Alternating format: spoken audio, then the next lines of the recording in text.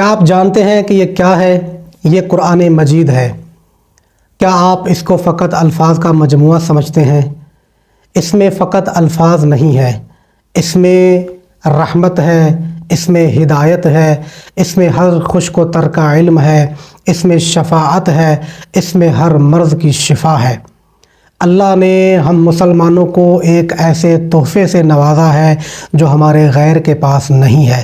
لمحہ فکریہ ہے کہ میرے گھر میں یہ چیز موجود ہے، اس کے باوجود اگر مجھے ہدایت چاہیے تو میں اس کے پاس کیوں نہیں آتا؟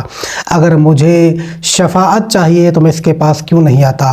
اگر مجھے شفا چاہیے تو میں اس کے پاس کیوں نہیں آتا؟ اگر مجھے ہر خشک و تر کا علم چاہیے تو میں اس کے پاس کیوں نہیں آتا؟ اور اگر مجھے رحمت چاہیے تو میں اس کے پاس کیوں نہیں آتا؟ مسلمانوں، قرآن کو وقت دو اگر آپ چاہتے ہو کہ آپ کی تمام مشکلات ختم ہو جائیں۔